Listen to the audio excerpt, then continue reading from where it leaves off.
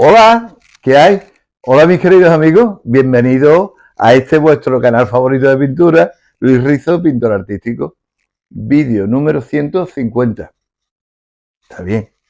Bueno, me han pedido muchos compañeros que hable de cómo se pinta una tela. Esto se ha tocado ya en numerosos vídeos, por ejemplo los que estuve imitando o copiando La Dama del Armiño de don Leonardo da Vinci. O, por ejemplo, no sé, uno que tocaba un mantón de Manila así amarillo, con muchos colores, con rosas. También estuvimos hablando de eso. Bueno, esto es un antojo de mi amigo Antonio Gómez, que fuimos compañeros de estudio. Hicimos la última parte del bachillerato superior juntos. Así que te lo dedico, Antonio. Un abrazo y empezamos.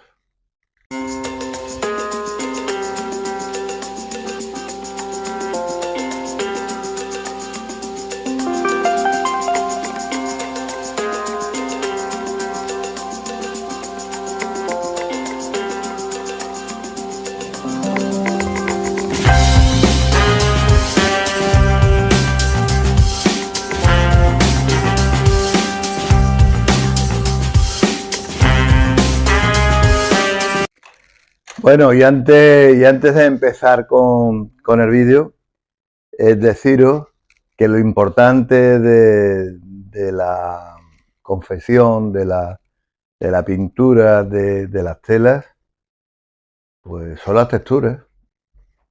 No es lo mismo un terciopelo que una tela brocada, que un maquinado, ¿no? O una tela de seda con brillo, o tornasolada, todo este tipo de cosas, o una tela de algodón, una lana, todo este tipo de cosas la tenemos que tener en cuenta a la hora de pintar, porque en función de cómo toquemos estas disciplinas pictóricas, saldrán mejor o peor. Muchas veces es más importante el lograr la textura de la tela, lo pesada que es, la rigidez que tiene, lo suave, a veces poco pesada, una gasa, una seda muy fina, algo que lo desplace el viento continuamente o completamente. Ese tipo de sensaciones se la tenemos que transmitir a la tela. Yo sé que por ahí hay muchísimos vídeos hablando de cómo hacer una tela. Yo hago hincapié en esto, en las texturas. Hay compañeros que hablan de valores, de más luz, de más sombra. Yo soy de la opinión, ya lo comenté cuando hicimos lo del círculo cromático, que a mí me gusta más la pintura intuitiva. Entonces, yo no me hago aquí una escala de valores de distintos colores, más o menos semejantes, pero con mayor o menor intensidad, para después pintar utilizando esos colores que tenemos ya preparados en la paleta. Yo soy amigo de pintar sin preparar nada. De hecho, los vídeos a lo mejor meto la pata y digo cosas que no debo decir, pero en los vídeos no tengo guión. Los vídeos empiezo a pintar y os cuento, pues aquí exactamente lo mismo. Aquí hay que pintar, pintar, pintar, porque si nos atenemos a un guión o nos atenemos a unas normas escritas, se pierde la espontaneidad. Entonces, la espontaneidad te da muchas veces un camino que no te lo da el tener un método excesivamente constreñido, ¿vale? Bueno, pues voy a quitar el paño donde está, lo voy a poner en una zona que me sirva como modelo y vamos a empezar a pintar una tela. Espero que os guste.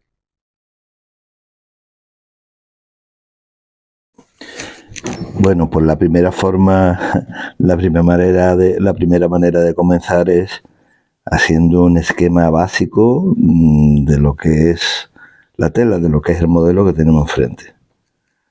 Yo suelo empezar por los márgenes y después, pues, algunas de las arrugas principales que nos sirvan de guía a la hora de poner el color. Bueno, esto lo estoy haciendo con acrílico. Recordaros que hay muchísimos estudios sobre drapeado, sobre tela. Este concretamente es de don Leonardo da Vinci, al que le tengo un respeto total y absoluto en el mundo de la pintura. Bueno, pues procuramos hacer algo que nos pueda, de alguna forma, ser como una especie de grisalla, como una especie de guía para la pintura que vamos a hacer. Esto es un apunte de Degas, gran maestro francés, que tenía una circunstancia, y es que amén de pintor, era escultor y grabador, con lo que, bueno, conocía perfectamente todas estas artes. Os enseño un plato que utilizo de papel reciclado para mezclar pues la pintura acrílica. Y lo primero que estoy haciendo es usando una base, una grisalla ya con color, en este caso que me sirva de orientación, en acrílico, y estoy utilizando un ocre amarillo, un blanco. El blanco siempre me gusta el blanco titanio, el blanco de titanio, que es el color que a mí más me gusta porque precisamente por su falta de transparencia, porque el titanio es un producto que tiene unos pigmentos que son muy potentes, y si quiero hacerlo más transparente, bueno, pues se le pone un poco más de medio y ya está. Bueno, veis, estoy tocando un poco las zonas primero de ciertos colores. La parte de arriba a la derecha yo la veo más ocre, con lo que, bueno, lo he colocado. El blanco no es un blanco puro, le estoy dando un blanco en donde meto un poco de tierra siena tostada, mezclado con ocres, y también meto azules. El azul ultramar me gusta mucho para colocar las sombras, y bueno, con un poquito de rojo pues hacemos un poco de carmín violáceo, un poco de morado, y con eso vamos a tocar la sombra. No dejo de poner como referencia puntos de luz.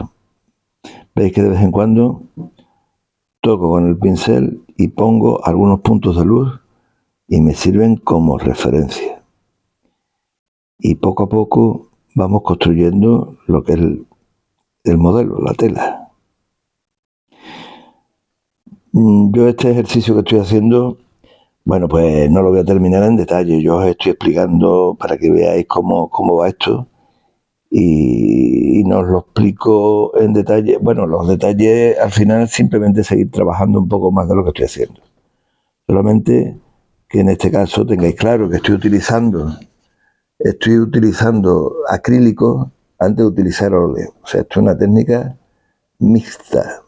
Yo en muchos cuadros de los que pinto, bueno, pues utilizo una base previamente de acrílico y después ataco con óleo. Fijaros que sigo tocando las luces que me siguen sirviendo como referencia.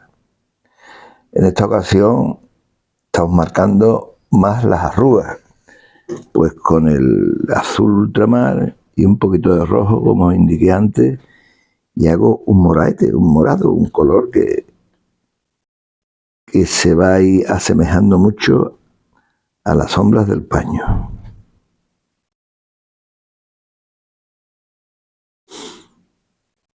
Ahora le doy un poquito de sombra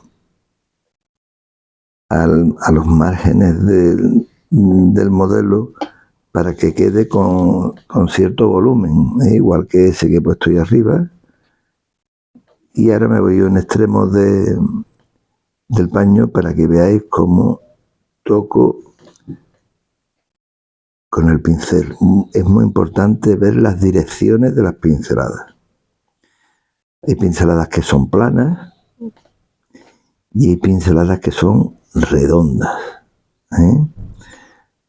Hay pinceladas que solamente marcan, cuando digo planas es porque marcan el plano totalmente, digamos, recto, ¿no? Sin más deriva. Sin embargo, en algunos extremos no hay más remedio que darla redondeada, siguiendo la dirección de lo que es la fibra del paño.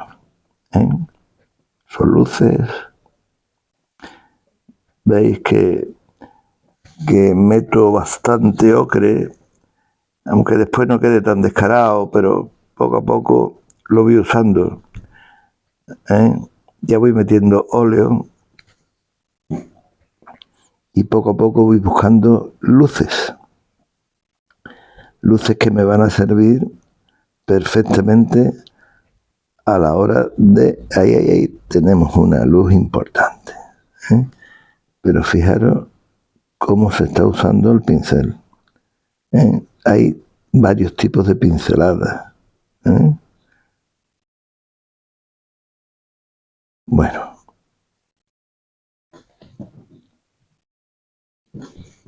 Aquí se contempla mejor la sombra y como esas sombras quedado quizás un poco más oscuras, pues poco a poco la vamos fundiendo con los colores bases, con esos blancos teñidos con ocre, con rojo, con sienas.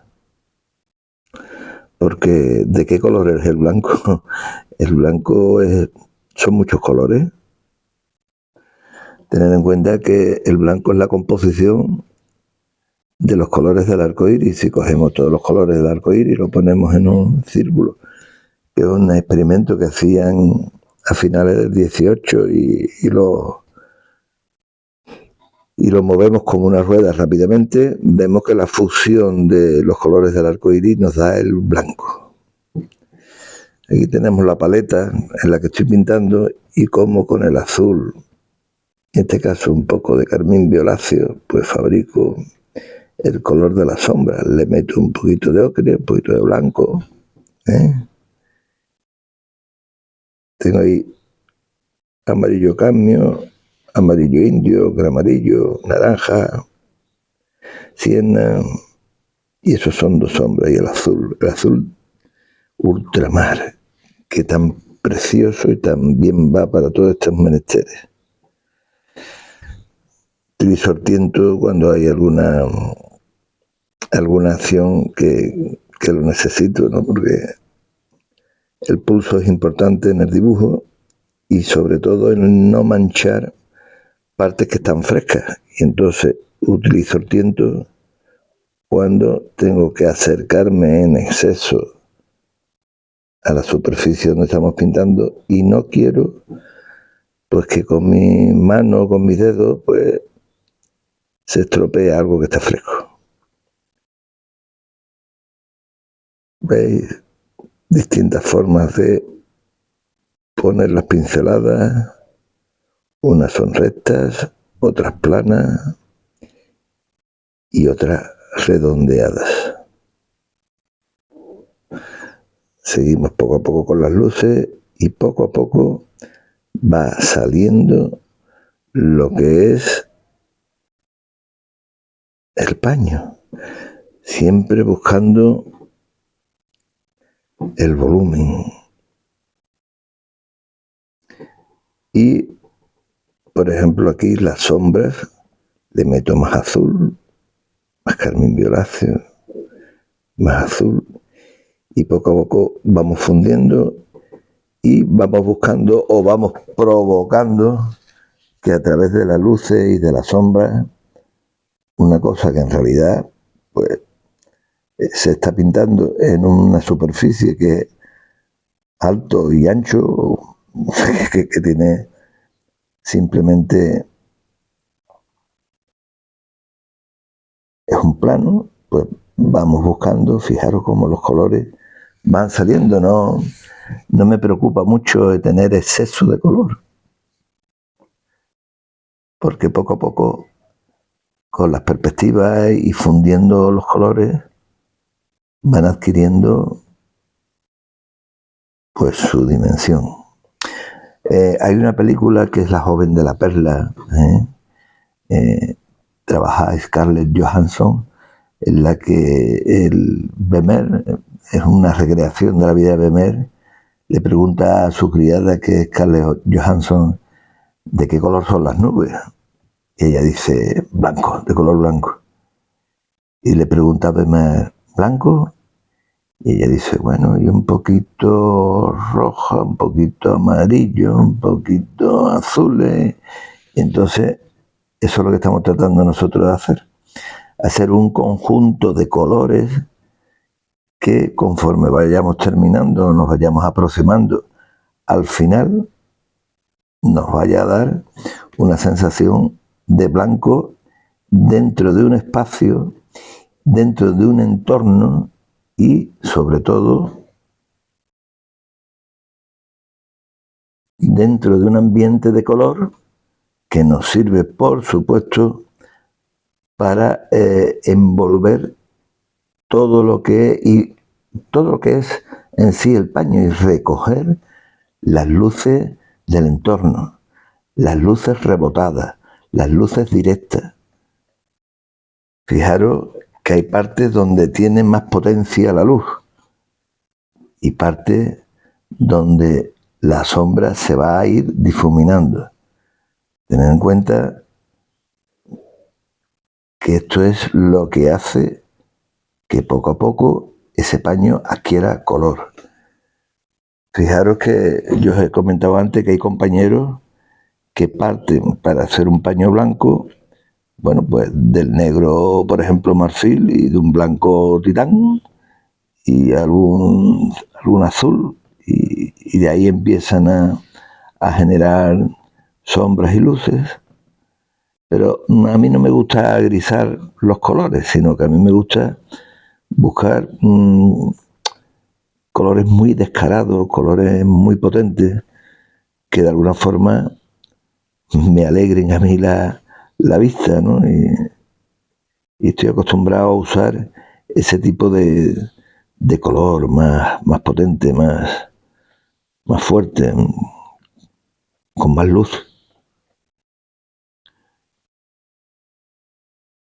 Bueno, esto es una cuestión, además, de echarle horas y horas y horas a la pintura. Yo no soy amigo de correr, de las prisas. Y un profesor mío de la escuela, Ramón Rizo Pastor, que se llama como yo de apellido, pero bueno, nos decimos, yo le digo tío y él me dice sobrino, pero no tenemos una relación familiar. Me decía, Luis, trabaja, eso hay que trabajarlo más. Pero Ramón, ¿cómo se hace? Trabaja, insiste. Busca los matices, busca los colores, busca las luces, busca las sombras. Y bueno, yo es lo que hago continuamente, buscar las luces, buscar las sombras. Mira, ahí con un poquito de siena tostada, voy buscando una prolongación de las sombras, pero que no sean, en este caso, azules, porque hay una luz que ahí me da una especie de color rico en rojos, y entonces esa sombra rojiza la estoy tocando con el color siena, que por supuesto después, a base de veladura, pues vamos jugando con ella y vamos suavizando lo que son las sombras. Y poco a poco, trabajando mucho. Mirad, ahí estamos jugando con las sombras y le estamos dando esa luz que necesita, a base de utilizar también la sombra, las manos, los dedos, todo es fundamental. Seguimos con la sombra, los dedos, fundir, sigo metiendo colores malvas.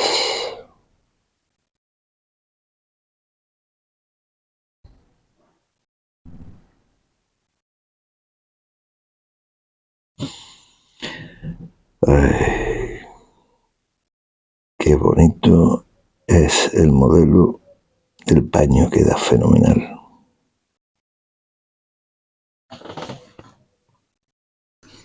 Y seguimos poco a poco.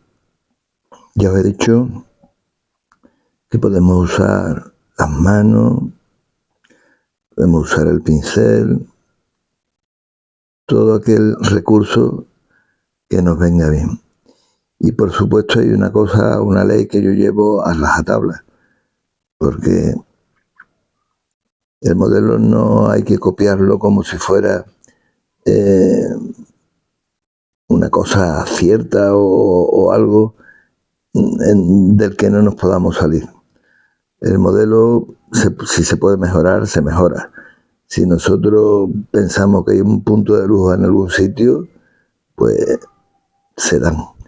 No sé, hay compañeros que a lo mejor están tocando una fotografía y consideran de que lo que ven en la fotografía pues va a misa y es como una religión el hacer lo que se ve en la foto. Y muchas veces lo que se ve en la foto pues no tiene por qué ser lo adecuado. O muchas veces aparecen cosas que, aunque estén ahí, no son pictóricas. ¿Cuántas veces nos hemos hecho nosotros una foto que nos lo ha hecho una máquina, una fotografía, y no nos sentimos, no sé, fotografiados? Parece que no somos nosotros mismos. Pues dice, bueno, esto soy yo porque lo ha hecho una máquina, pero qué mal he salido, que bueno, pues el original, el modelo, muchas veces no tiene toda la razón, sino que hay que jugar con el modelo y siempre buscar las partes que según nosotros sean más bonitas, potenciar los detalles, que le den gracia a la composición, y si hay algunos detalles o algunas partes del modelo que no nos agraden o que no nos o que veamos que no vayan perfectamente con respecto a lo que estamos haciendo, pues se tapa un poco, se oculta, se le da una veladura, se hace menos visible, y la parte que de alguna forma nos convengan, pues le damos más luz, le damos más visibilidad. Veis como poco a poco esto va cogiendo forma. Bueno, deciros que el paño tiene unos bordados, que bueno, en principio no lo uso en este curso, en este vídeo, porque me parece que ya es entretener y pasar mucho tiempo, que ya con la media horita esta que tenemos, yo considero que es bastante. Bueno, mis queridos amigos, espero que os haya gustado. Esto no está terminado aún, tendría mucho más trabajo, pero básicamente os he mostrado cómo pintar un paño. A mí en este caso lo he pintado de color blanco, pero a mí me gustan las cosas con mucho color, con mucha luz, con mucha luz, por supuesto. Hay otros compañeros que tratan el blanco, pues a partir del negro, utilizan las sombras y van degradando y van sacando color. A mí me gusta, ya habéis visto, sacar el color blanco utilizando, bueno, pues carmín violáceo, utilizando un poquito de, pues alguna sombra tostada o una siena. Me gusta usar los azules, sobre todo el azul ultramar, que también va estos quiebros, para estas sombras en estos paños iluminados. Esto es como un relieve, como un alto relieve. Procuramos de alguna manera, en algunos sitios, llevar la pincelada de forma y manera que redondee los márgenes. En otras ocasiones necesitan de pinceladas planas que busquen, bueno, pues disminuir el volumen, que son estas de aquí. Esta vuelvo a utilizar el pincel envolviendo los márgenes, lo que debería de ser las arrugas de los paños, para que me den sensación de volumen. Aquí nuevamente es plana porque está bastante plano lo que es el paño. Y por supuesto, y buscando las 3 dimensiones, incluso si hay una cuarta que podamos hacer algún pliegue que parezca que se vaya a salir para afuera, pues vamos buscando las 4 dimensiones. En resumidas cuentas, la magia de la pintura, la magia de lo que es la forma de tratar de hacer un paño, está en esto, en buscar volúmenes, luces, sombras para que se vayan. Don Leonardo, que era un mago en este tipo de cosas, pues utilizaba, por ejemplo, sombras en los primeros planos para buscar todavía más profundidad. Degas, que os he puesto algunos dibujos y algunos estudios de Degas, era un pintor fabuloso que tocaba los volúmenes de una forma increíble. Eso lo hacía después en sus representaciones pictóricas, bueno, de bailarinas, de escenas de teatro. Se veían los teatros, los maestros explicando cómo se danza, y esas profundidades que se veían con esas telas, con esos tutús, con esas telas tan efímeras que le daban un aire precioso a la pintura que hacía Degas. Bueno, Degas también era un magnífico escultor, y por eso el señor pues tocaba muy bien los volúmenes y sobre todo las telas, porque esculpía, y al saber o tener dominado el busto redondo, pues lo tenía increíble. En el Museo d'Orsay en París hay unas bailarinas pintadas, pero hay una preciosa, muy jovencita, que la tiene hecha en metal, está hecha en bronce, y solamente mantiene el tul que tiene en la falda, es originalmente tela, es una gasa. Y entonces la mezcla de la escultura con una tela real es magnífica. Aquí en Sevilla estamos muy acostumbrados, porque los imagineros que se dedican a hacer imágenes para la Semana Santa normalmente utilizan imágenes de busto redondo para vestir.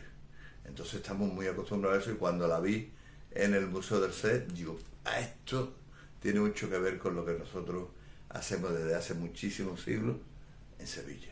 Bueno, espero que a Antonio y a un montón de amigos les haya gustado. Vídeo número 150. El próximo capítulo, a pesar de que yo ya he tocado el tema de los pinceles, pero vamos a hablar de los pinceles, porque hay un compañero que me ha vuelto a insistir en los pinceles, ¿no? En la eterna polémica de, bueno, pinceles que sean de fibra, pinceles que sean de pelos naturales, en fin, muchas cosas. Bueno, por favor, like si os ha gustado, suscribiros, sin vuestras suscripciones no llego a ninguna parte, y por supuesto mandarme ideas, porque gracias a personas como los que me han dicho que hable de las telas, soy capaz de cada semana hacer aproximadamente un nuevo vídeo. Comenzamos el verano y lo tengo complicado. A ver cómo me las avío para teneros ilustrado, teneros entretenido con estos vuestros vídeos. Bueno, un abrazo virtuales y nos vemos en el próximo, que vamos a hablar de los pinceles.